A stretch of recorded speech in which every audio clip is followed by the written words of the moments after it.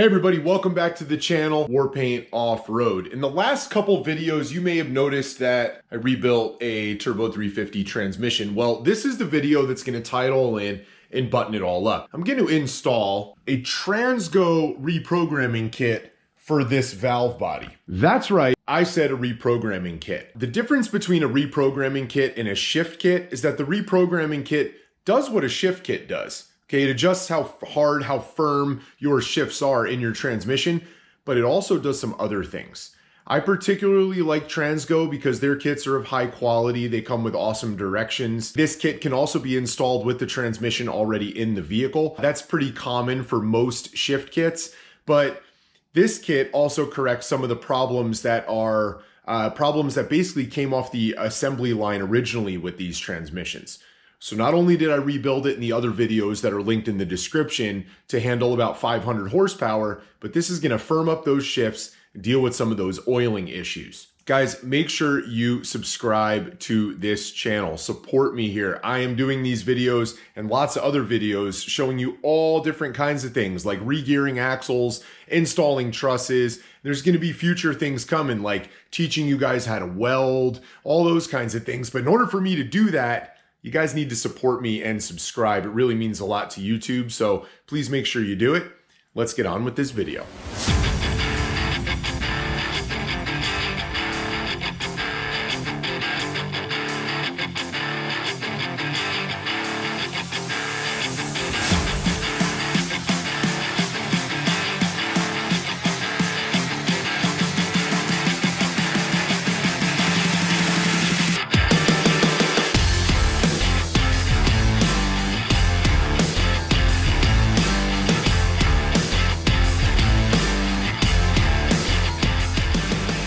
So the Transgo Performance Reprogramming Kit is pretty cool. Not only is it made in the USA, that's awesome.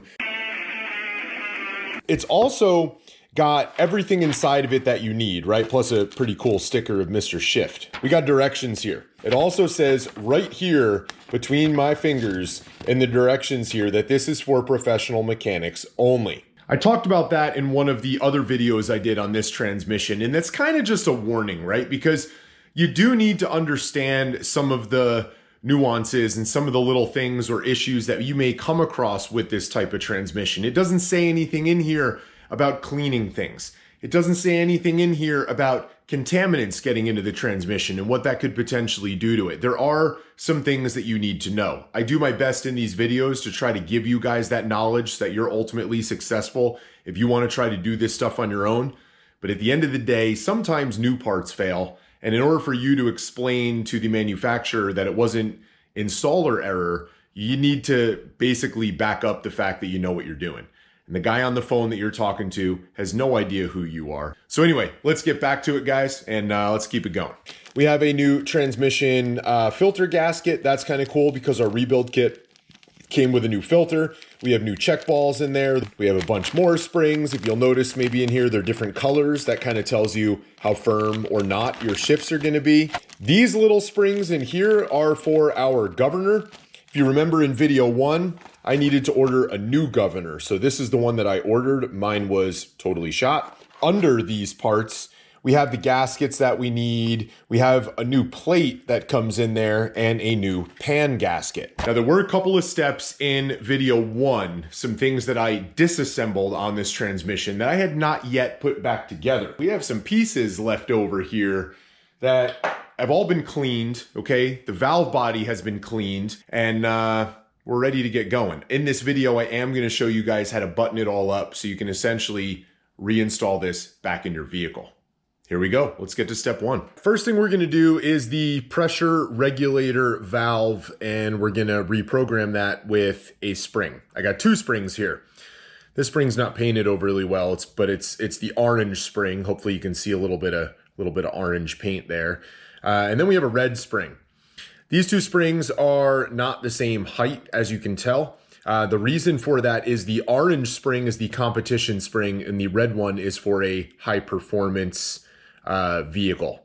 I'm going to use this one. So the taller orange spring is also going to be a stiffer spring, especially when it's compressed into the same space that the shorter spring was. Both springs are beefier than what's in their factory, and both springs are going to increase the pressure inside of the transmission.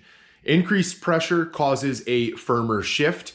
Firmer shifts are basically just the result of your transmission engaging one gear to the next gear faster. When you have a softer shift, there's a little bit of clutch slippage every time that it shifts. And we don't want the clutch slippage, right? We want it to be nice and firm. You know, it gives it more of a sporty feel. It also makes the transmission last a little bit longer. The orange spring being the competition shift, it's a little bit too firm for what I am looking for.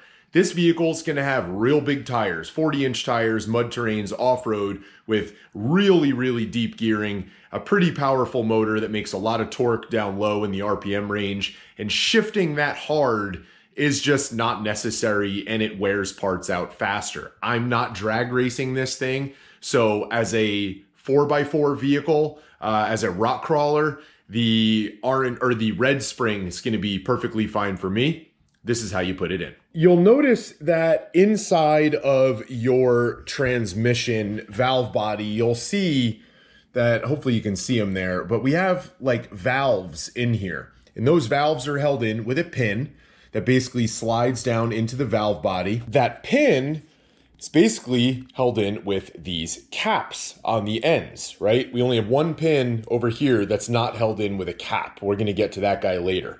This is our pressure regulator valve all the way down here on the bottom if you have it in this orientation. Now, the way you get this pin out, sometimes a magnet helps you be able to slide it out, but a lot of the time, remember, there's a spring in here. So we're just gonna put a little bit of pressure on this.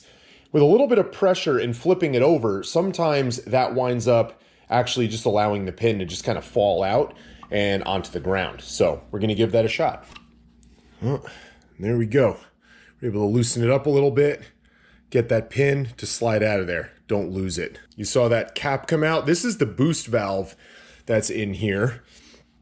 So basically just gonna slide that out. We're gonna clean this guy up. He's got some gunk in there, so we're gonna wanna kind of take him apart a little bit. Basically, you got a top piece here. You're gonna pull that out of your boost valve. This was a little bit stuck on mine, so I wound up using a pair of needle nose, just grabbed the end, kind of turned it and got it free. We'll clean it up and it'll fix all that. And then we got this little guy here that also drops in and goes all the way to the bottom, but the inside of this thing is pretty gross. I don't know if you can really see it all that well, but we're gonna get after it with some brake cleaner, come back, put this guy back together. The way your boost valve is gonna go back together now that it's been cleaned, right, is this little piece down in here. It's gonna basically drop straight in, but it's not the easiest to get in there. It's got a couple different little like holes and bore sizes that it kind of needs to drop down through. So it might take a quick second. All right, wound up getting that guy all the way down in there. I think you can kind of see it. Next, we're gonna wind up sliding this guy back in, but once again, more assembly lube. Drop that guy down in there. It all moves nice and freely. It's a little tacky because that assembly lube has some tack to it, but that moves nice and freely in there now. Everything moves nice, not gummed up, kind of like it was before. So the first thing we're gonna do is kind of stick our finger in the hole there, pull out our old spring. You'll notice that the old spring is a lot longer than our new red spring, but it's also a lot squishier and softer. I am gonna make sure, just kind of reach down in here, make sure our valve moves nice and freely. So we're gonna slide back in our red spring. Let's get some assembly lube on this guy. Gonna line up the place where our pin is gonna drop through, because if we put it in like this, the pin can't go through and it's hard to rotate it once it's in there. This might get a little bit tough because you kind of have to put just the right amount of pressure on this guy. Now we have a tougher spring in there. Drop our pin down. It's all the way down in there. And our pressure regulator valve is done. On to the next one. We just did this guy, right? But now we're gonna move up to the next one. This is our 2 to 3 shift valve. So once again, you're gonna push on it, get that spring to drop out of there. Hopefully it does it nice and easily this time. And holy moly, guys, obviously the end of this sleeve here for the 2-3 valve broke off. That's where the pin went, right? And it snapped. Luckily, this is basically for looks. You don't actually need it, and I'll explain why in a little bit.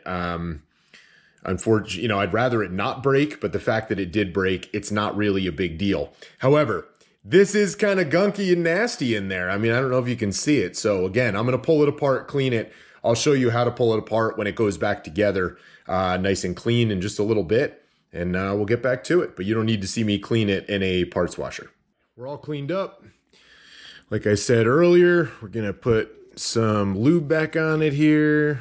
It also had this little spring in it. Now this little spring kind of just sits in the end of that valve, and then it all kind of slides back inside of here. But you want to be really careful when you start to assemble it back in there, because you want to make sure that that spring goes in there all nicey nice, so that, I don't know if you can see it down in there, but that it compresses it nicely and everything moves freely. But at this point, other than some lube around that, it's ready to go back together. Now we're gonna basically pull out the spring that was in there. We're not gonna reuse that guy. Gonna trade him out for one from our kit. But we are, once again, gonna make sure that our valve in there moves back and forth nice and freely, and it does, so that's a good thing. Now gonna replace that spring with the white spring from our Transgo kit. That's the only option for this valve. Then we're basically just gonna slide everything back together here so that we can basically get that pin in. And let me show you something here once that pin's in there. Hopefully you guys can see it. You can kind of see on here where it's missing, right? Where the where it used to be. But the pin is secured in the top and then drops into a machine groove down in the bottom in here. So really it's just for looks to cover that pin. It's never going to want to go too far in, and that pin can never come out once it's installed. So the fact that it's there like that and that piece broke off, that's nice. You wouldn't want that piece floating around inside your trans. I'd rather it not be there. Not going to hurt anything. But let's move on to the next valve. I'm not really exactly sure how well this is going to show up on camera here, but basically we're going to lock out our low control valve. Okay, I'll explain what that does in just a second. But your low control valve is basically this guy up here, right? It's this little one, right? We're done with these. We don't do anything with this guy. We're up here to this little guy at the top. Well, that low control valve, if you count, you start with this hole here, then you count, right? 1, 2, this oiling channel here, 3. That third hole, there's actually a gap itself on the valve. Now we're gonna put some assembly lube on this guy, and we're basically just gonna drop it down in there, push it into place, maybe with a flathead screwdriver. What this clip is gonna do is actually lock out the control you have over downshifting into first gear. Normally, if you're driving down the road and you wanna manually shift a vehicle, it's not gonna hurt to manually shift your automatic transmission, provided your automatic transmission's in good shape and healthy. Obviously, this one is rebuilt. We're having a nice performance reprogramming kit put in there from Transgo, so it's not a big deal. But the danger becomes you not understanding that this is an older vehicle with no electronics, no safeties built in. That was actually a safety designed to prevent your transmission from manually being shifted into first gear at too high of a speed. Right? So if you wind up getting this thing up to 90, now again, this Jeep never going to see speed like that, but if you got it up that high and threw it into first gear, this clip locks that out, allows it to actually go into first gear at 90 miles an hour. Not something I recommend doing, but we're going to lock it out because that will allow us to have full manual control of this transmission regardless of the situation. This clip is all you need, basically stops that valve from moving in there, locks it in place, and we're good to go. A little bit of assembly lube, no big deal. Don't drop it because it will pick up everything on the table. Gonna count, make sure we're in the right spot there. kind of drop it in. Screwdriver to kind of push it down in place. That assembly lube's also going to stop it from falling out, right, as we manipulate it, because it's a little tacky. There we go. It's down in there. Hopefully you can see it right there by my fingertip. It's locked in place. Now we're dealing with this one here. You can see it has the pin, right? Pin drops in the top. It's also held into a machine spot in the bottom, and it has the spring on it.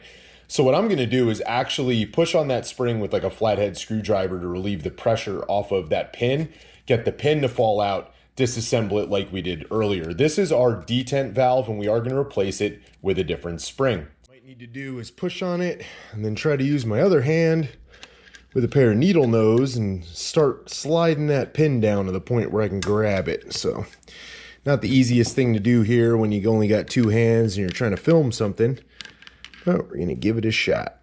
I wanna make sure our spring doesn't go firing out of there. You can see we kind of had some pressure on it, so I wanna make sure that we don't lose anything. I'm gonna set the pin off to the side.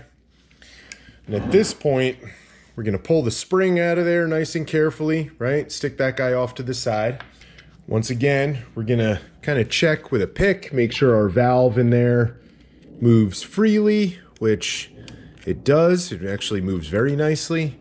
Gonna take our green spring from the kit. It's also what the directions recommend. We're gonna try to put that back in there, push that spring in, or push that pin in. Now, this is the hard part, right? Because you kind of have to push this guy all the way in there, get him past it, and kind of work this in. So the way I'm going to do that is with a large flathead screwdriver, kind of push the entire thing in there, drop the pin in.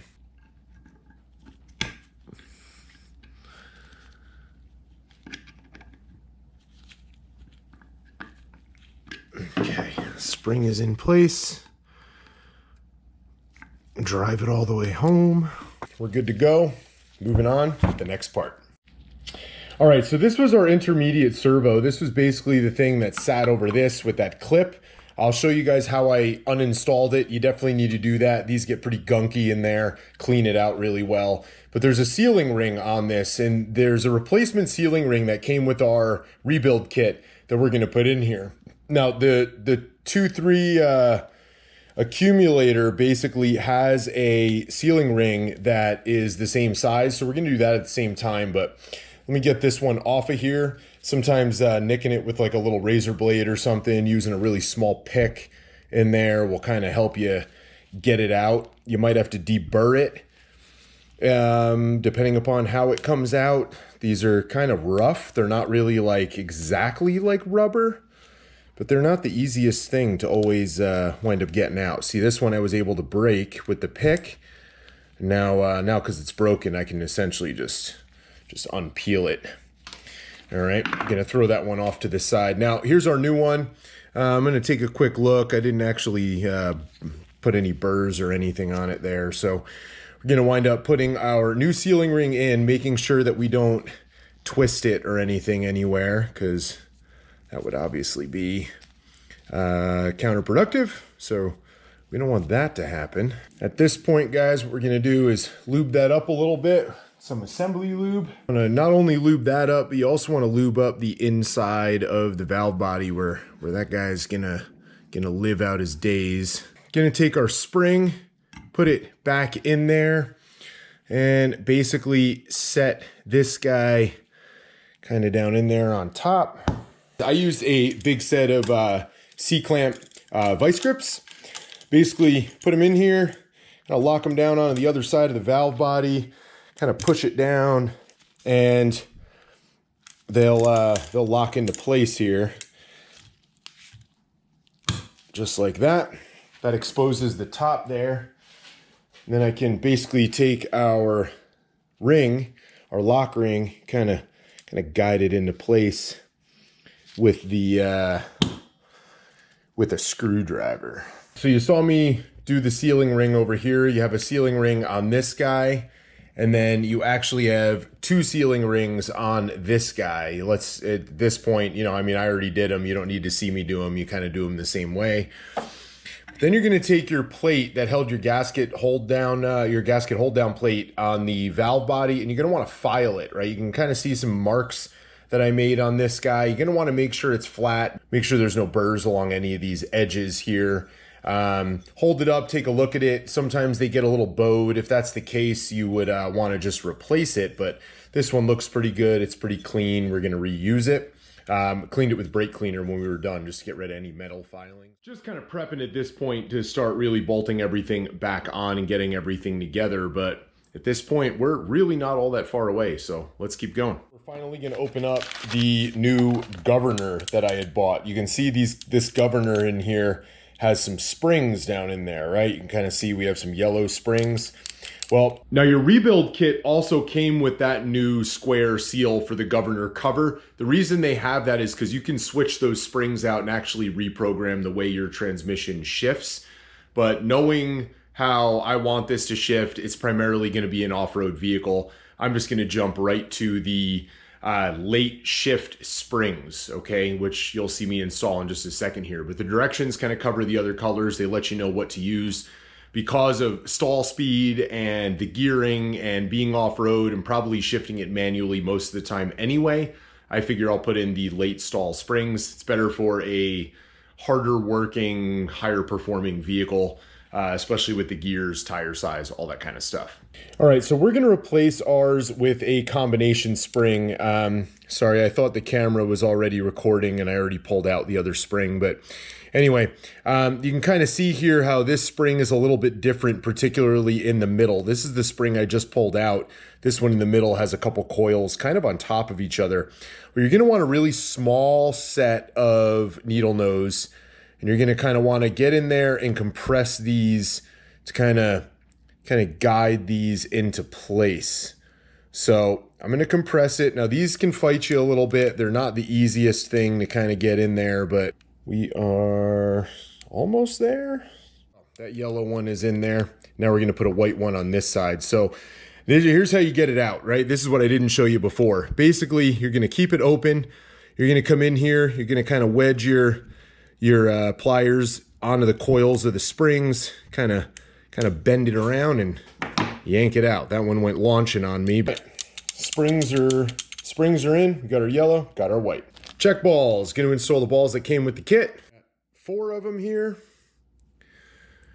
And here's our 4 check ball locations. You can kind of look around the transmission and kind of tell where they're supposed to go. We got some circles here. So we have one here. We're going to put our other one here. We're going to put our other one up here. And we're going to put another one up there. So I'm just going to kind of drop those into their location there.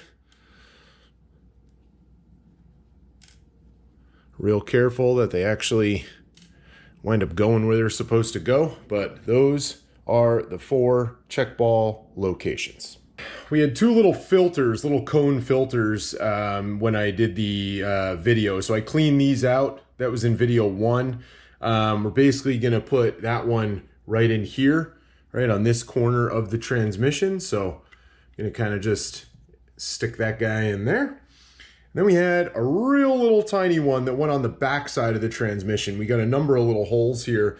These 2 holes are actually 2 different sizes, right? So we're going to go from the angled side, opposite corner. We have 2 holes here that kind of angle themselves back. We're going to go to the inner one. The inner one's a little bit bigger. It's going to seat this right down in there. And there we go. It's down in there. So we did the servo on the valve body side. Now we're going to do the one on the transmission case side of the valve body. And we basically have our spring and everything. So we're just going to lube that up. But at this point, you know, always use that transmission lube, man. It's a big deal. This guy up here, we'll get some lube on that guy there.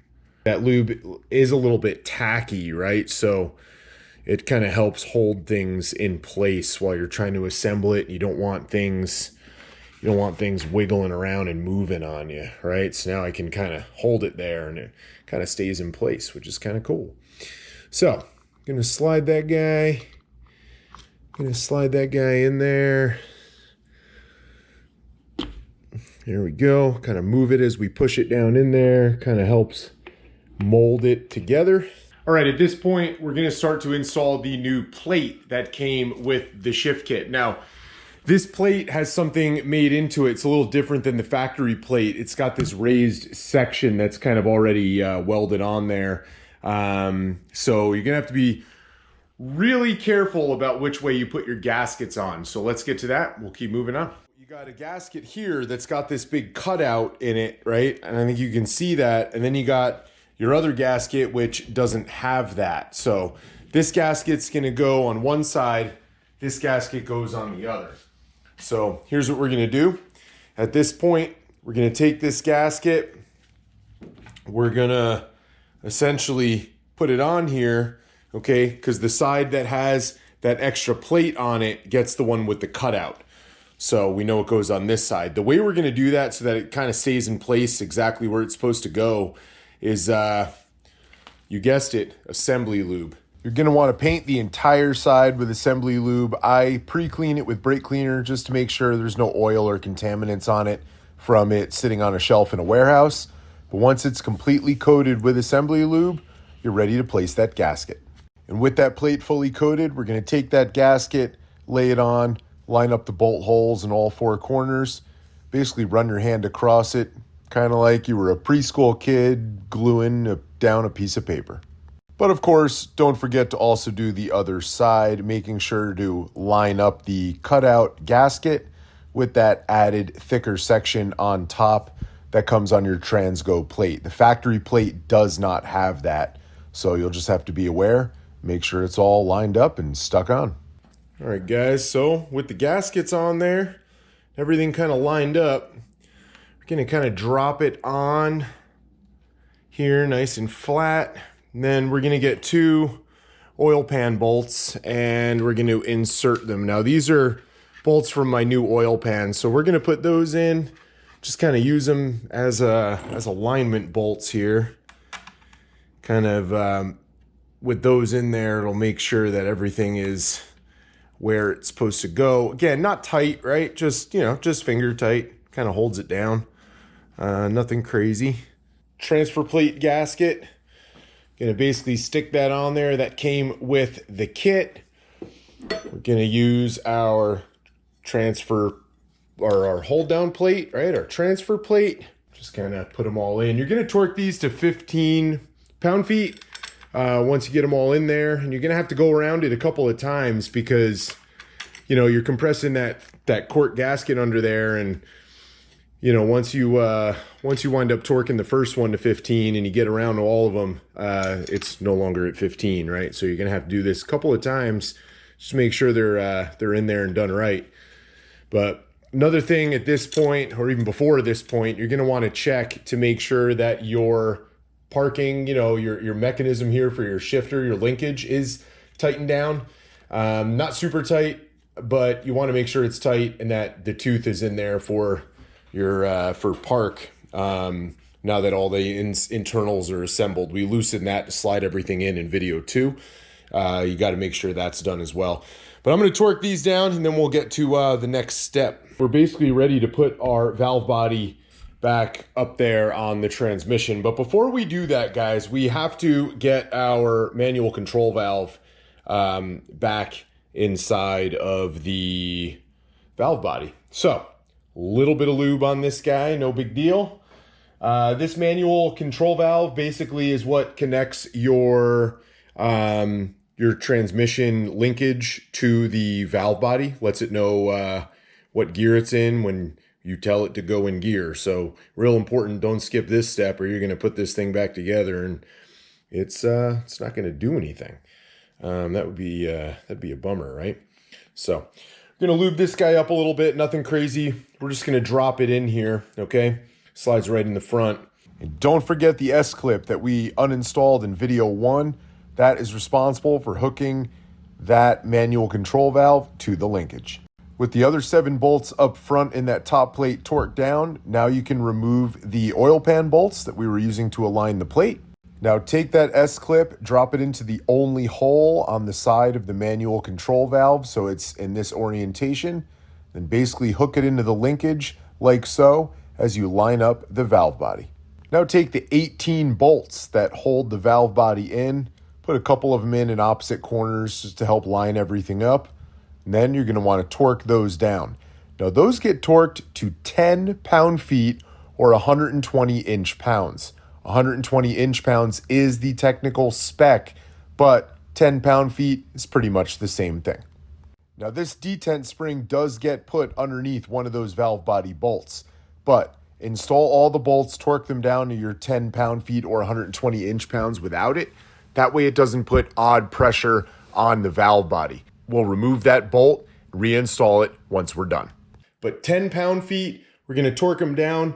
We're going to start in the center. We're going to move to the outside, kind of do an X pattern, make sure we get everything done, everything at 10 pound-feet. Then we'll do that detent spring. With everything torqued down, you're going to remove this bolt right here. It's pretty easy to find near the linkage section of your transmission, but remove that bolt. That's where your detent spring will go. Essentially going to take our spring, put this little tooth back here down in that back hole there, kind of find a place for our spring to kind of live and be happy. Then we're going to tighten that guy down. Now put some assembly lube on the filter gasket surface. We can stick the gasket on there. Right, so you need to make sure that the holes are in the right place in relation to these holes, because these holes are your pickups. And if you put this filter on this way, it'll go, right? But then these holes won't align with these holes. It'll be in the wrong place. So if you think about these bolt holes being closer to you, I put my fingers on them and then I flip it over so that they're still in that correct orientation, right? That way I know these holes are kind of in the right place in relation to where they need to be to line it up. That's just kind of my trick. Then I'm just going to kind of lay that on there. Nothing crazy. I'm going to drop my bolts. Now, some of these, I mentioned it in video 1, some of these will actually be bolts. And then sometimes these are flathead screws. Just kind of depends on the year of your transmission. Mine happen to be flatheads toward the front of the transmission. That makes it a lot easier to orientate it, but they don't always have that written on them. Depending upon the type of filter you have, it may not. So you're going to want to be careful about that. Guys, remember there was that spring in there that I kind of showed you earlier. Hopefully you get a good view of it there. We're going to install our kickdown now, our kickdown lever, kickdown cable, right? That goes back to this, pushes on this valve here, gives you that downshift. So they give you this clip so that you can basically install it a little bit easier. It's kind of hard for some people to get the original clip back in there. Guys, this spring, it has to basically come in this way so it lays basically flat along the bottom of the pan. That way it doesn't actually hit the pan when you put it on. So before we button up the bottom of this transmission, we're going to do our governor. All right, so we're going to take our square cut governor gasket out of the kit. Going to make sure that it is on and all the way on and not twisted anywhere. Sometimes these square ones will kind of get twisted. Now, if yours is a little bit rusty like mine is, that's no big deal. We're going to repaint it. I brushed it. I hit it with brake cleaner. This is just, stuff that's on there. It's no big deal. The main thing you want to make sure is that this isn't dented in to the point where it's going to hit the governor. But at this point, right, we're going to hop around to the other side of the trans, give you a good camera view, slide in the governor, basically tap this in. Governor side of the transmission, this guy is just going to kind of slide right on in there, kind of locks in place because the gear that's on the end of this rides on the output shaft, if you remember. So that kind of locks in place there. Then we're going to take this guy, kind of set him on. Use our rubber mallet here. You remember we had the spring retainer clip. Again, that guy's not coming out of there. But if you have this clip, there was a hole in the top side of the transmission. And then that clip just kind of went in there, kind of hold that guy in place. Once again, we're going to paint it, no big deal. But that guy's in there. Before we put the pan on this guy, we're actually going to roll the transmission a little bit. Oh, the old gal's getting heavy now, but gonna kind of roll it over here to gain access to the modulator on this side. Now I got my bolt still in there. That was my my tip to you guys when you were taking this thing apart, was to put all the bolts that you could basically back on the outside of it so you didn't lose anything. Don't forget to put the modulator valve back in. Okay, I cleaned this guy up with some brake cleaner. He's gonna slide on in there. Shift kit here from Transgo, the reprogramming kit, did come with a spring that would go in the end of this, and that would make normal traffic driving shifts earlier. What that means is rolling in a parking lot, you know, it would upshift out of first gear pretty quickly, so you're at a nice low RPM, no big engine braking, stuck in first gear kind of stuff. With what I'm using this vehicle for as a rock crawler, I don't need that to happen. We're gonna put this in without that spring. So, valve goes in like this. We're just gonna put it in nice and easily. You know what? Let's actually put a little assembly lube on this guy before we slide it in there. Nothing crazy, just a little bit. Couldn't hurt, right? Gonna slide that guy in there. All right. And our modulator goes in. We got an O-ring on the end of it there, so no big deal. Basically gonna work this guy in there. There we go. Hold down bracket goes in just like this guy here. Right, just keeps a little bit of pressure on that. Put our bolt back in, snug it up. Doesn't have to be anything too crazy tight, but we want to just want to snug it up nice. Make sure it doesn't come off of there. Let's do the 1-2 accumulator. So this was our 1-2 accumulator, had new sealing rings. We already put them on. I'm gonna lube up the inside of this. We're gonna lube up this, kind of slide it in there, and then we'll move on with the rest of it. All right, now, basically, just gonna slide this guy in there. Gonna get him lined up nice. Give him maybe a couple taps with the end, right, the rubber end of my hammer. Just kind of tap him into place. There we go. Kind of get those sealing rings in there nice. We had a spring that went in there. Now we have this guy and a ring on it. So we're going to replace that O-ring there. This O-ring's obviously shot. We're going to replace it with the one from our rebuild kit. All right, I'm back with the O-ring, right? So we're basically at this point just going to kind of put our O-ring in here. Now we're going to kind of push this in afterwards, right? Makes it a little bit easier to kind of put some pressure on it. Get that O-ring to kind of fall into place and live where it wants to live. Kind of cool. Now, when we put this snap ring in there, remember there was a little hole on the back of the transmission that you put a pick in to kind of pop this out. So what I'm going to do here, once again, going to hit that with a little bit of lube in there. I like it just as a trick for me to have this opening face the bottom. Kind of get that guy started in there. And we'll pop it into place. All right, that guy is living in there, all nicey nice. When it's time to put your pan on, little trick, my rubber gasket did not want to stay on the gasket surface. So putting it on here, putting a couple bolts in, one in each corner, kind of holds it steady. Now we can flip it over. All right, guys, there she is, right?